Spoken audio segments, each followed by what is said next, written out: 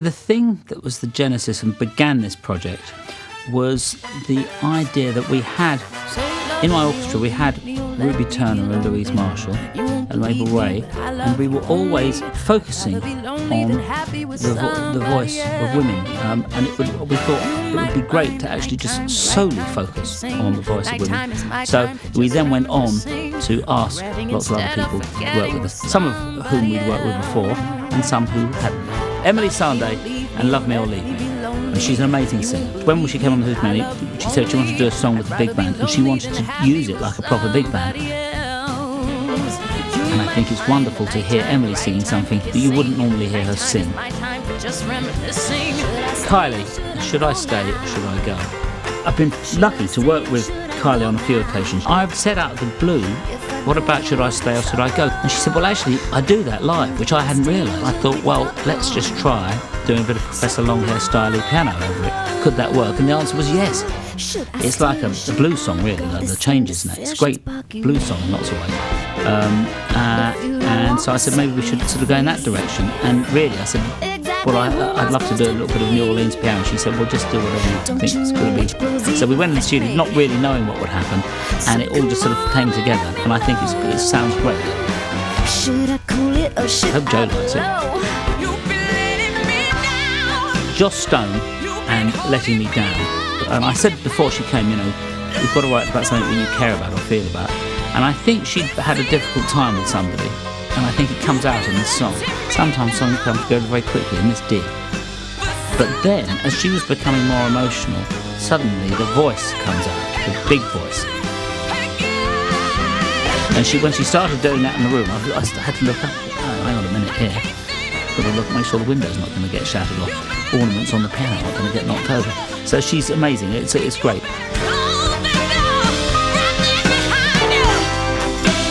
Amy Winehouse and Monkey Man. There was something where she delivers a song that's like an arrow to your heart. She was also, like me, loved ska and reggae music and did her own take on it, And she loved the fact that we had Rico Rodriguez in our orchestra and wanted to do something that would feature him. So we did Monkey Man. And she said, oh yeah, that's all right, but I want to do a faster version of that. And it's just loads of fun. Lauren Vula, Sea Lion Woman. She said, I want to do a Nina Simone song. What we wanted to do was to capture the band at its most loose and most rude, which is like a sort of Charles Mingus sounding thing, which is pretty bonkers. There's a bit in the middle where they all where we all scream, and I say, could we scream like we're falling over a cliff? So if you listen carefully, that's and I think it just adds to the excitement of the music and the tension. And as Laura said, when she said, is that bit in the middle, it makes me go, what? Who is the Sea Lion Woman? Well, I think the listener has to decide that for themselves. Rumour, Lost Mind. So she'd always liked this song, Lost Mind. I'd had a version of Mose Allison doing it, and we tried to keep ourselves to the Percy Mayfield type of arrangement, which was like from the 50s. And I think when she sings it, it brings it into a completely different zone, because she's an amazing singer, but you wouldn't think of her as a blues singer. So it really highlights the song as just being a great, amazing song. But you're hearing the poetry of the blues. And she's one of the few people that could connect that in this way. Melanie C, I Wish. She came on the Hootenanny. She also came on tour with us. And working with her close up, I have the view over the end of the piano of some amazing people. And she's incredible. And I think perhaps people don't realise just what a great sort of performer and vocalist she is. She wanted to do this Stevie Wonder song because she said it's great because it's something the big band could do. Stevie Wonder doesn't use a big band on it, but there's horns and things. And also, she identified that by doing I Wish, there's like a clavinet part on it that sort of converts into sort of the type of piano that I would play. It gives me loads of room to play around. And so we're sort of playing off one another, and you hear something in her voice. I've never heard her sing like that before. It's Melda May, top to bottom boogie. Melda is really, as well as being able to sing ballads amazingly, she can sing boogie. And for people to sing boogie is rare. And she's like a siren because she draws you to the music. And when I had this song half written, and she wrote a verse for it, and I think only she could have got the metre of what the boogie woogie thing is all about. It's almost like a a daft 18th century poem about somebody who just can't find anybody to love no matter where they look. But to sing the boogie stuff and bring it to life is hard, and that's what Imelda does, and that's why she is really great. She's got boogie, and that's hard. A boogie woogie siren.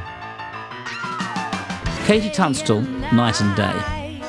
I've never heard her do this sort of thing before, but she sings it. She's like a fish to water, as they say, because she sings it perfectly and connects the song. It sounds like she was made for the song. It makes the song brand new, actually. Katie choosing to do Night and Day is great because it brings out something completely new in her, which we hadn't heard before, and completely new in the song.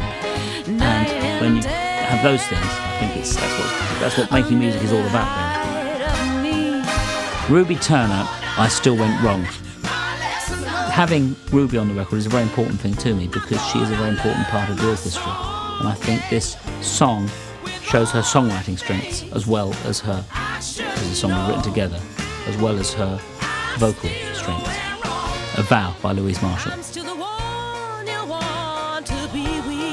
The Vow is constructed like a great poem because it is written by one of England's greatest, the world's greatest living poets, which is Wendy Cope. So Wendy Cope wrote the words, Louise sings it, and Lisa Graham, our saxophone player, who is great, is playing the saxophone solo. So it's a multi-pronged female event.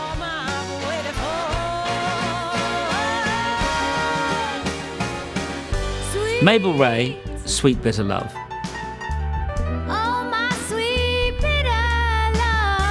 This song, Aretha Franklin covered it, but it wasn't really, it was like a B-side or something. And then Mabel said, I think this is really much more like, it's like an Edith Piaf song. And so I'm pleased. I think it sounds great. It's very moving. It's like a different, it's the only song on the record actually that has that stillness to it. I know for certain. Eartha Kitt, Ain't Misbehavin. She was really one of the true greats of the jazz age. And in between the takes, she did yoga on top of the piano. She was amazing. And then when she sang, she sounds just like if you listen to her records in the 1940s. It sounds the same. So it was really, when you talk about an honour to have somebody on, that's what it was like having her on. She came on and she wanted to do Ain't Misbehavin, which is of course by another one of the great legends, Fats Waller, who she'd met. She'd met Fats Waller, that's the other thing. And I love Fats Waller.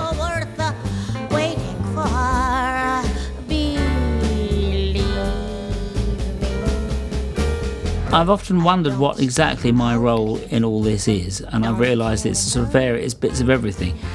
Ultimately, I'm sort of, you have to pinch yourself because you have the best job in the world, because you're sort of thinking up things to do and creating, I think the word is symbiotic relationships, where you do something with somebody and it becomes something else that neither of you would have thought of. I think there's an element of that. There's an element of writing my own music and getting people to sing it, which is great. There's an element of interpreting other people's music and getting it to sound different, which is great.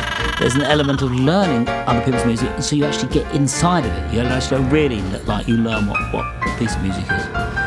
There's an element of working with singers, so you suddenly hear something.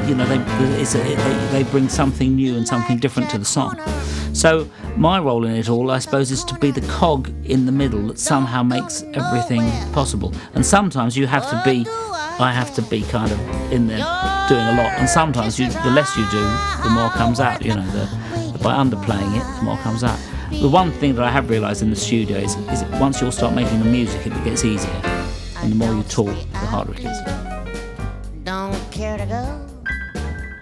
I'm home about 8. Just